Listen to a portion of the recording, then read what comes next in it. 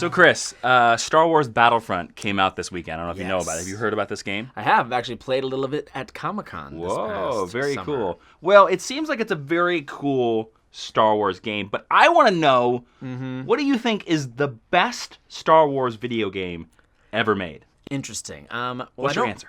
Well, I don't think, because I know. Uh-oh. And there's not just one, but there's 3 of them. And that is the Super Star Wars trilogy for the greatest system of all time, Super NES. It's the Super Nintendo. Super Nintendo. Is it called Super NES? Yeah, Super NES was... Or Super Nintendo?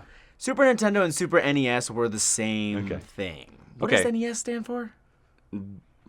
Nintendo Entertainment System? There you go. Bam. Okay. Points for that. So what is Super Star Wars? Like, I played it a couple times, but why is that the greatest Star Wars video game? Well, Super Star Wars is your chance to relive the entire original trilogy from beginning to end, as well as getting to explore situations that you didn't really get to see in the films. Like, for example? For example, getting to live out every farm boy's dream by killing all of the endangered species of Tatooine.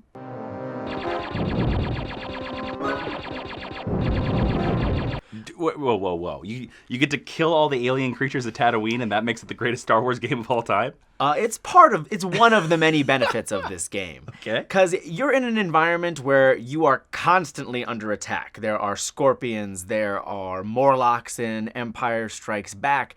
No matter where you turn, everyone is trying to kill you, and it is this tense experience, but you have a blaster, eventually you get a lightsaber. Do you ever encounter people in this game, or is it all creatures? No, you encounter some of your favorite foes as well. All right, is there any like cool places you get to go in this game? Okay, so far you just get to kill creatures. That's your only selling point right now. It's a run and gun. There's definitely a lot of shooting going on. But it's also, a platformer where you're getting to have that classic sort of side-scrolling Super NES version of Star Wars. Yes, you always run left. Exactly. Remember that always, to run left. This would be it right now. Like, I'd just be like this, and it'd be really awkward. Exactly. And then you can only point and go back. But it's like, in game 1, you get to fight the Sarlacc beast. So it brings elements from Return of the Jedi into the first movie. Exactly. So it's kind of cross-filming and filling out the world a little more. Is he the best boss in the game?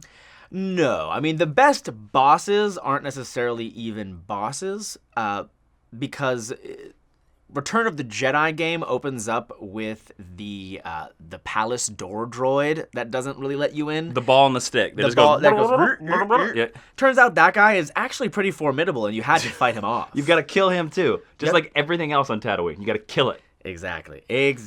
And now you get to play as Han, you get to play as Luke, you get to play as Chewie, which is the best. So you can make Chewie the hero of A New Hope. Exactly. I like that. Oh, I like that. So what would you say is like the best level in Super Star Wars? Like, if I were to compare this level to anything, maybe even Battlefront, what's the level you pick? Well, my favorite level in any of the Star Wars Super trilogy is kind of tied to a memory that I had as a kid, because these games came out in 1992 to 1994. Okay. So me and all my friends, every time it came out, we went down to Toys R Us, you went to the little window, and I just remember that moment of just getting the game, and that was part of the reason that I love this game so much, is because it was the time where I was most excited to get games. Did you buy the game in a drive-thru? What's the window? You never had that? No, what's the window? The way I would get games growing up is you would go to Toys R Us, there was a weird little, like, glass window, and you'd go up to the guy and you'd say, "Hi, I want Super Star Wars."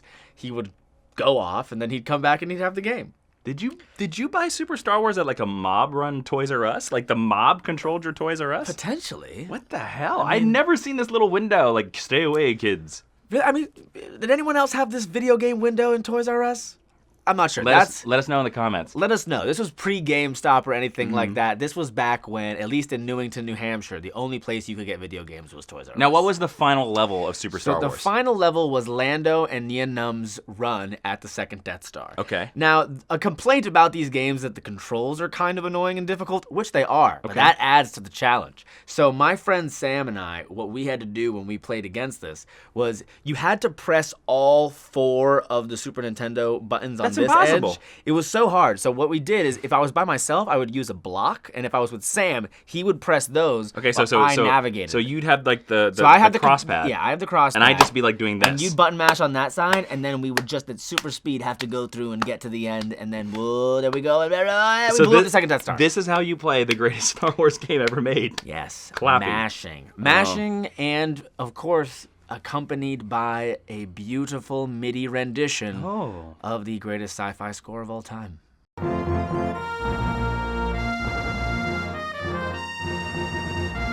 Beautiful. Beautiful. Yeah. Well, I disagree with you. Yeah, what do you think is the greatest Star Wars game? I don't think that's the greatest Star Wars.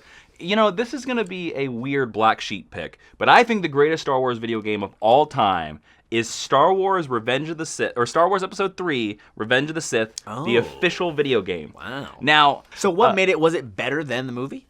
It was better than the movie because they did this really cool thing where each level you'd switch. You'd either play Obi-Wan or you play Anakin. And Obi-Wan, you were searching for, who's the Sith Master and stuff like that. Anakin, you just got more and more evil. You build up your force powers. You could eventually force choke people. Oh, wow. You could use lightning as Anakin, which was really, really cool. I didn't see him doing that in the movie. And coolest thing of all, there is an alternate ending that is better than the Episode 3 movie ending. So they let you play, of course, as Obi-Wan in the final level, okay?